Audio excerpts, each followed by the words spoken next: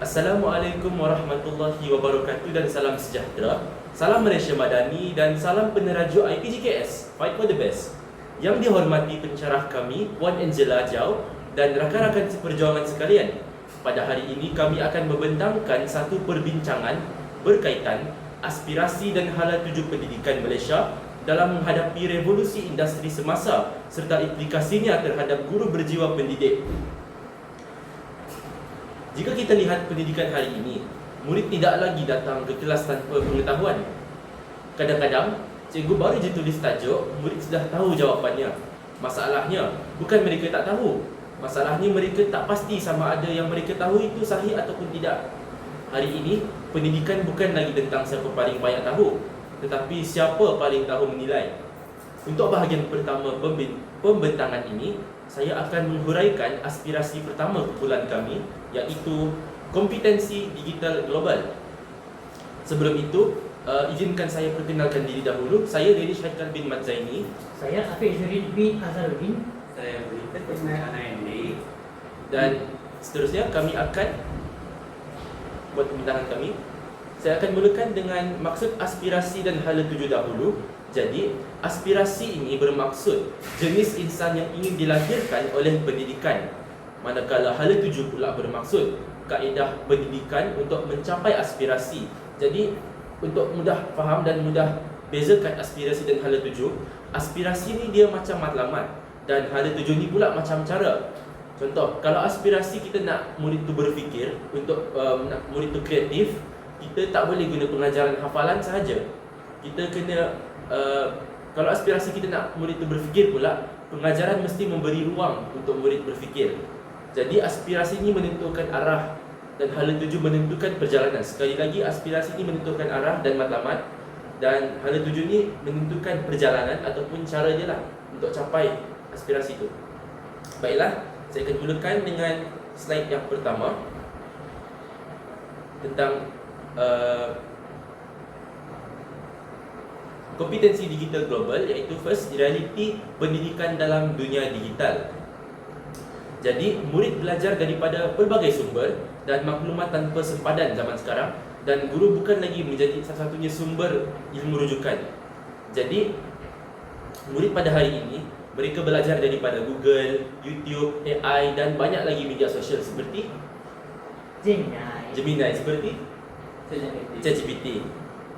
Jadi guru bukan lagi satu-satu sumber ilmu pengetahuan pada zaman moden sekarang.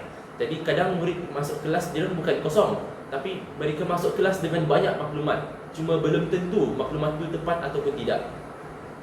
Baiklah, slide yang kedua pula adalah kompetensi digital. Kompetensi digital ni bukan bermaksud murid ni pandai guna telefon. Kalau itu ukuran dia, hampir semua murid pakar dalam menggunakan telefon.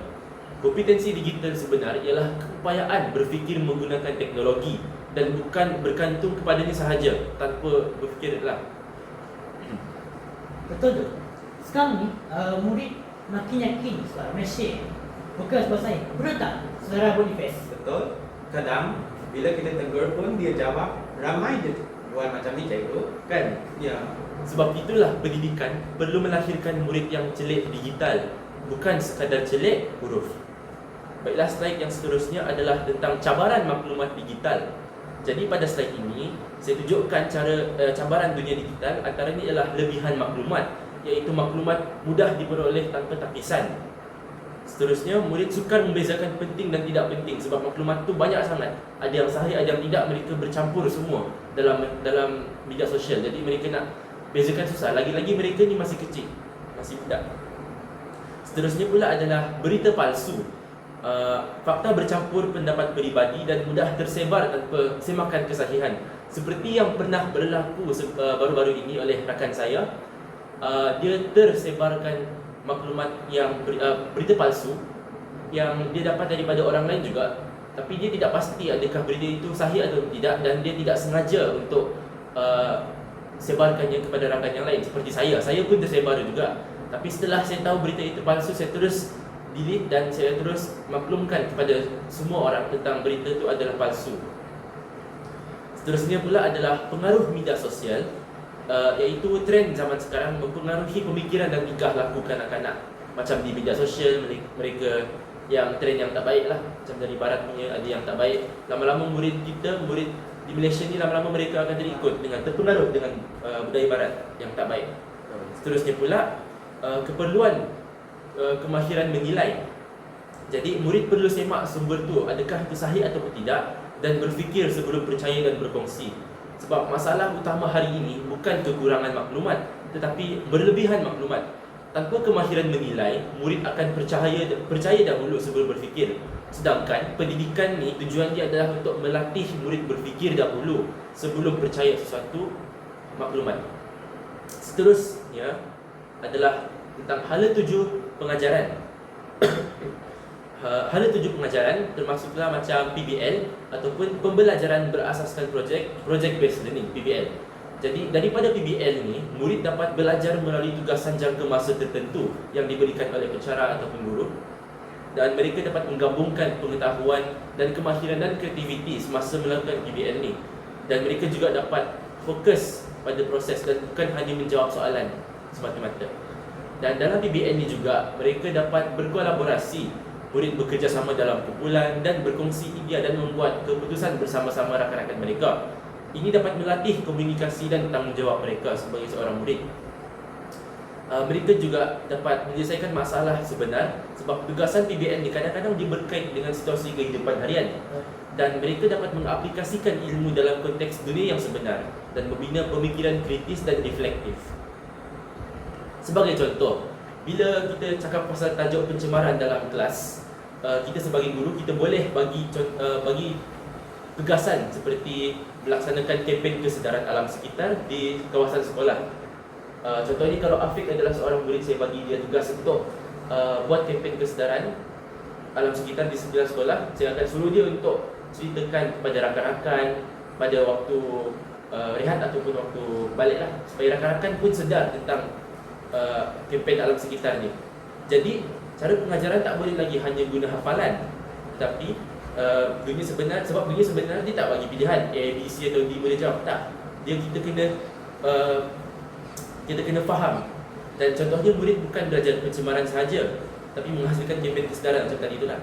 Betul. Baru nampak murid tu belajar. Betul. Kalau tidak, soalan yang selalu biasanya keluar daripada murid adalah, cikgu, ini masalah exam ke? Kan, sebab murid tu tak faham sebenarnya, tak faham konsep. Jadi bila mereka tanya begitu, sebenarnya mereka hanya jawab soalan, tugasan semua, tapi mereka tak sebenarnya faham betul. Betul.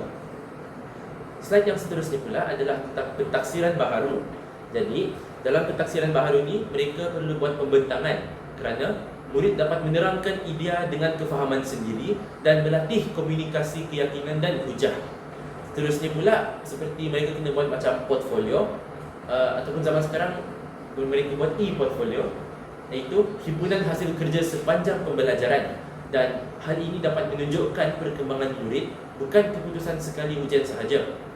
Dan seterusnya pula dapat menilai kefahaman sebenar murid itu, sebab bila mereka buat PBL ni, bila mereka buat portfolio ni, kita dapat ukur kebolehan mereka mengaplikasikan ilmu dari segi macam mana diorang proses berfikir dan bukan hafal sahaja. Jadi jika cara belajar berubah, cara menilai juga perlu berubah. Peperiksaan mengukur ingatan, tetapi dunia mengukur kebolehan. Barulah kita nampak murid itu faham betul-betul, bukan hafal sahaja. Seterusnya pula saya akan menerangkan tentang implikasi guru berjiwa pendidik terhadap aspirasi tadi, iaitu guru sebagai pembimbing pemikiran, iaitu guru membimbing murid berfikir sebelum menerima maklumat dan menggalakkan murid memberi alasan dan justifikasi. Seterusnya pula, guru perlu menapis maklumat tu betul ataupun tidak. Contoh, membantu murid mengenal pasti sumber tu sahih ataupun tidak sebelum kongsi, ataupun sebelum ambil dia sebagai ilmu yang betul, yang benar. Seterusnya, membina pertimbangan murid, dapat melatih murid membuat keputusan secara rasional dan mengaitkan ilmu dengan nilai dan tanggungjawab. Jadi, guru bukan lagi pusat maklumat tetapi pembimbing pemikiran. Dulu murid tanya macam, jawapan betul ke cikgu? Tapi sekarang guru pula bertanya, kenapa awak fikir jawapan itu betul? Jadi dalam era AI ni, murid boleh dapat jawapan dalam beberapa saat guna ChatGPT. Tapi guru perlu memastikan murid masih berfikir. Teknologi memberi maklumat, guru memberi makna. Teknologi memberi jawapan, guru pula memberi pertimbangan. Akhirnya, teknologi tidak menggantikan guru tetapi menjelaskan kenapa guru itu masih diperlukan dan masih relevan pada zaman sekarang. Kesimpulannya, kompetensi digital sangat penting untuk masa depan murid. Namun, kemahiran menggunakan teknologi sahaja tidak mencukupi. Murid juga perlu kemampuan berfikir itu secara mendalam sebelum membuat keputusan. Oleh itu, saya serahkan pembentangan seterusnya kepada saudara Afiq yang akan menghuraikan aspirasi kedua, iaitu pemikiran kritis. Dipersilakan saudara Afiq. Terima kasih wahai saudara Danish.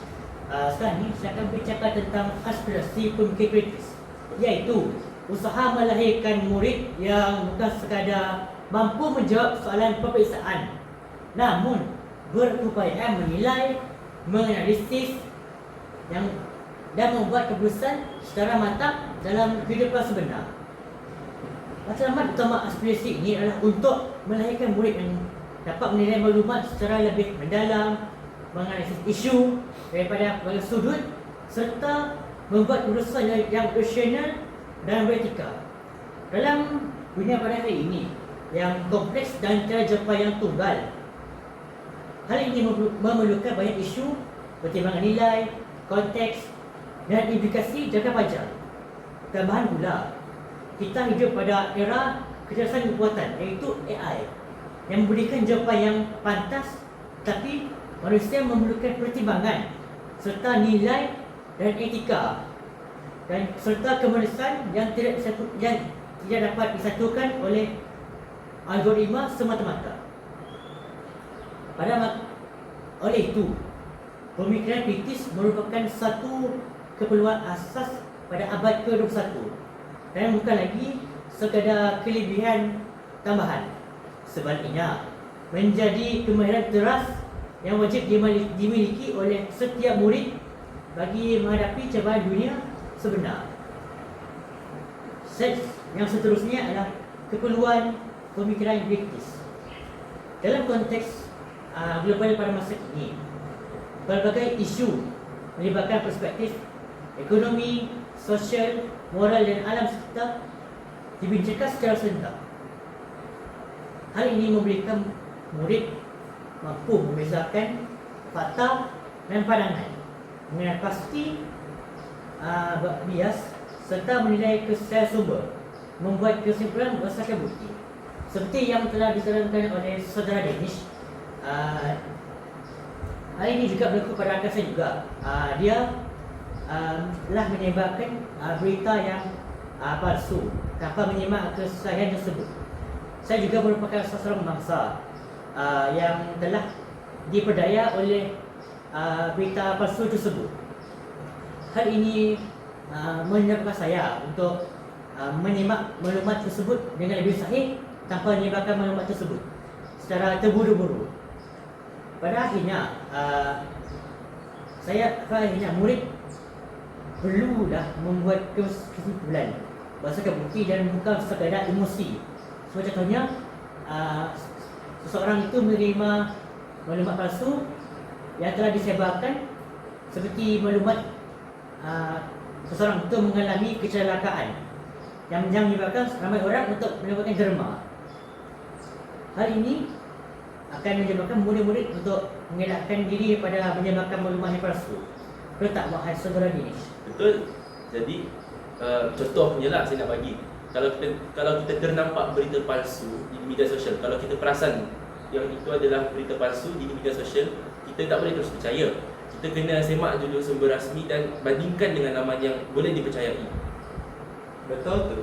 Kalau maklumat itu tidak sahih tetapi kita terus menyebarkannya, ini menyebabkan kita boleh mengelirukan orang lain.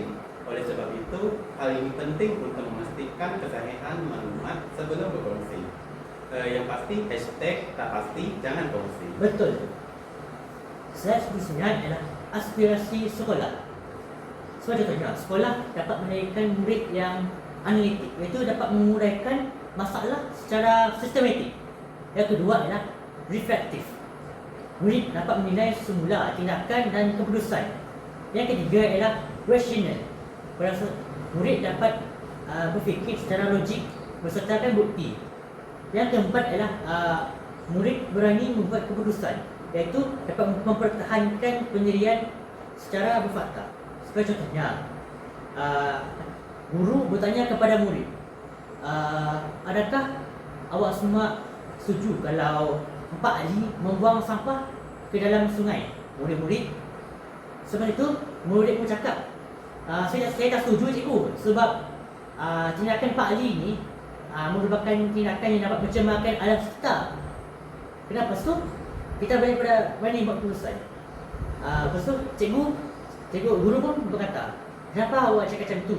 Bu, sebab tindakan tu merupakan tindakan salah cikgu. Ini merupakan tindakan mempertahankan pendirian murid dalam mempertahankan pendapat.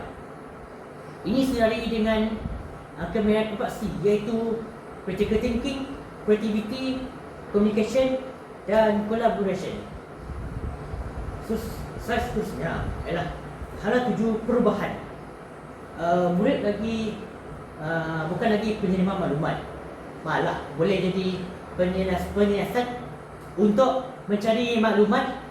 Sebagai contohnya, murid-murid boleh mencari maklumat tambahan daripada internet selepas habisnya sesi persekolahan. Yang kedua adalah guru boleh mengubah bentuk soalan daripada soalan fakta kepada soalan hujah dan kebat. Sebagai contohnya, kenapa awak rasa Pak Ali itu salah? Sebab dia tindakan Pak Ali mampu mencemarkan alam sekitar. Yang ketiga adalah guru mampu mengubah suasana kelas. Dulu murid-murid dulu guru merupakan pusat kepada murid-murid. Sekarang ni guru memerlukan suara yang kreatif dan dialog yang terbuka. Seterusnya adalah perbezaan pendapat. Itu memberikan peluang kepada murid belajar dengan memberikan pendapat.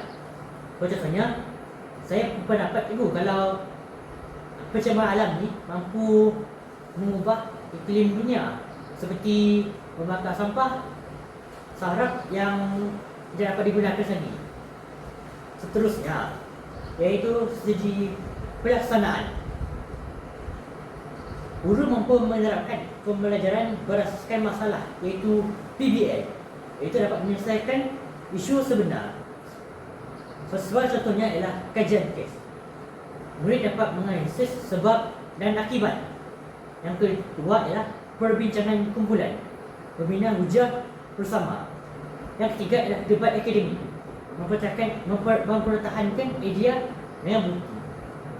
Sebagai contohnya, itu kajian kes. Guru boleh membawa murid pergi ke kawasan untuk kajian kes, sepertinya guru boleh membawa murid ke kempen alam sekitar untuk mendapatkan ilmu dari luar kelas. Contohnya, guru membagikan kumpulan kepada beberapa kumpulan, serta murid-murid boleh memberikan hujah bersama, memberikan pendapat antara satu sama lain untuk berbincang tentang alam sekitar, serta mendapatkan ilmu yang baru daripada kempen alam sekitar. Ini juga akan melahirkan siswa-siswi yang mempunyai debat akademik yang sangat baik, iaitu dapat mempertahankan idea dengan bukti tanpa menggunakan emosi. Seterusnya ialah implikasi terhadap guru berjaya pendidik. Yang terakhir adalah guru mampu merubah peranan profesional kepada murid-murid. Daripada penyampai ilmu menjadi fasilitator pemikiran, membimbing proses berfikir, bukan memberi jawapan yang mutlak.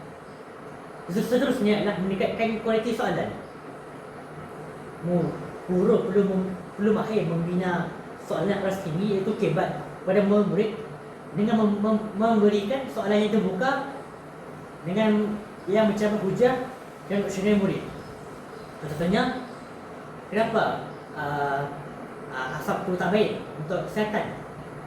Contohnya, murid, sebab asap ni akan masuk ke dalam tubuh kita Kerana asap ini merupakan bahaya yang toksik kepada badan. Yang terakhir adalah budaya kelas yang lebih demokratik.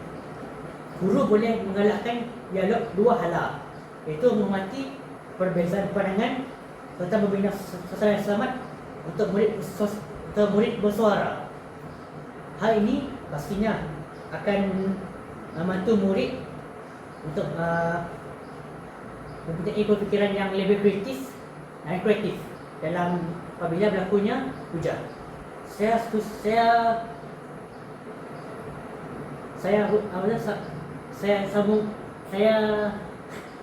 maaf saya agak ini. Saya teruskan kepada saudara Boniface.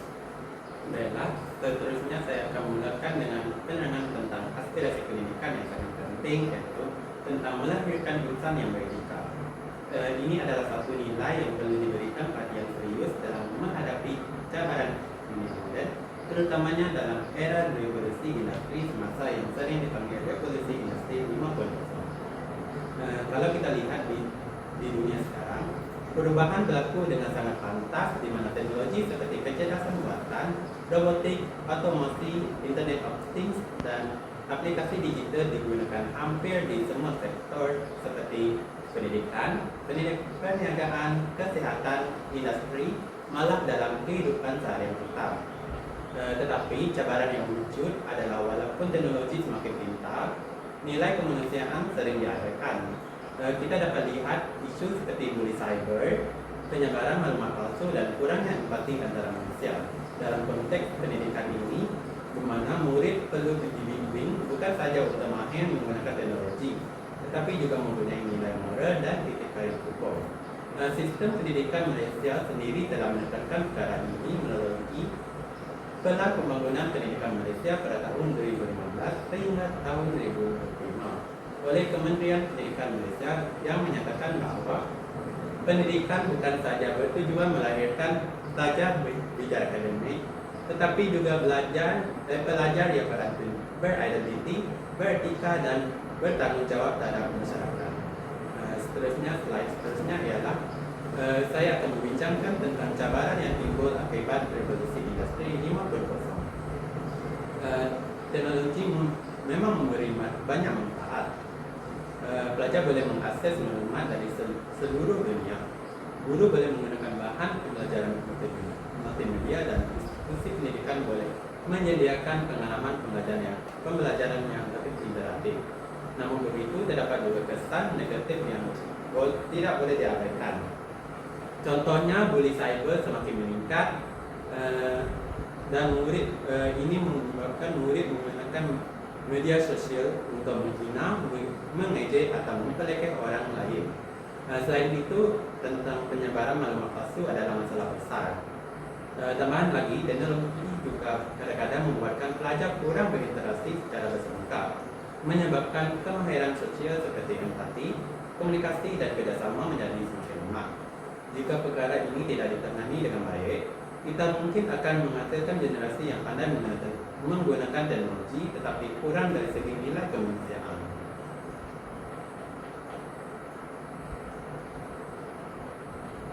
Tapi Boni, bila saya fikir balik kan, bila kamu kata teknologi itu kunci utama masalah ni, bukankah sebenarnya masalah ni berpunca daripada kurangnya pendidikan nilai dan kesedaran tentang penggunaan teknologi yang betul? Betul, itu satu pandangan yang sangat tepat. Teknologi itu sendiri tidak salah, ia hanyalah alat. Yang menentukan sama ada teknologi itu digunakan untuk kebaikan atau keburukan adalah sikap dan nilai manusia. Jika murid dibimbing dengan nilai yang betul seperti empati, tanggung jawab, dan etika digital, mereka boleh menggunakan teknologi untuk membantu diri sendiri dan orang lain. Contohnya, mereka boleh menggunakan platform digital untuk projek komuniti, berkongsi ilmu, atau membuat inovasi yang memberi manfaat kepada masyarakat. Sebaliknya, tanpa bimbingan yang betul, teknologi boleh disalahgunakan untuk perkara negatif seperti menyebabkan fitnah, menipu dalam tugasan, atau mengejek orang lain secara cyber. Ya, saya setuju dengan awak, Tuan Saudara Boniface. Malah, kita boleh ada beberapa murid yang menggunakan teknologi untuk projek inovatif. Mereka juga menghasilkan aplikasi untuk membantu komuniti serta mempromosikan kesedaran tentang isu sosial atau bekerjasama dengan rakan dari negara lain. Ini menunjukkan bahawa jika teknologi digunakan dengan cara yang betul, teknologi adalah alat yang sangat-sangat bermanfaat. Jadi, aspirasi pendidikan adalah untuk melahirkan murid yang mempunyai keseimbangan, pengetahuan, kemahiran dan nilai. Nilai yang perlu dibentuk termasuklah etika dalam tindakan, di mana murid tahu apa yang betul dan salah dalam konteks sosial dan teknologi. Seterusnya yaitu tanggung jawab, di mana murid bertanggung jawab terhadap diri sendiri, keluarga, komuniti dan alam sekitar. Ketiga yaitu empati, di mana murid mampu memahami dan menghargai perasaan orang lain. Keempat yaitu kestabilan emosi, di mana murid dapat mengenali emosi, berfikir secara rasional dan membuat keputusan yang bijak. Murid yang mempunyai nilai ini bukan sahaja bersedia menghadapi cabaran dunia global, tetapi juga boleh bekerjasama dengan orang lain dari budaya yang berbeza. Itu satu kemahiran penting dalam revolusi industri semasa. Seterusnya, dalam pendidikan moden, pendekatan pengajaran juga berubah.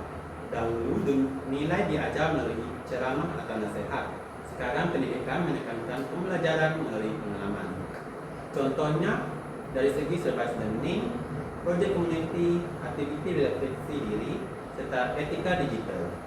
Melalui pendekatan ini, murid bukan sahaja memahami teori, tetapi juga mengasah kemahiran seperti yang pertama yaitu pemikiran kritis, di mana menilai maklumat dan membuat keputusan yang bijak.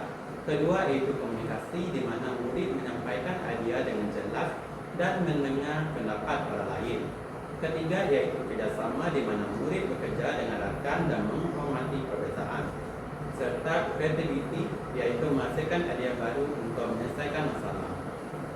Tapi saya rasa kan guru ni mungkin hadapi cabaran dalam melaksanakan pendekatan begini, sebab bukan semua sekolah ada kemudahan atau masa untuk projek komuniti yang besar kan? Betul, itu memang cabaran. Tapi guru boleh melaksanakan pendekatan ini secara kreatif walaupun dalam skala kecil.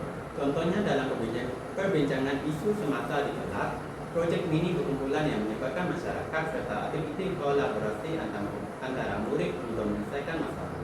Yang penting, murid mengalami pengalaman pembelajaran supaya mereka paham nilai kehidupan sebenar. Setuju?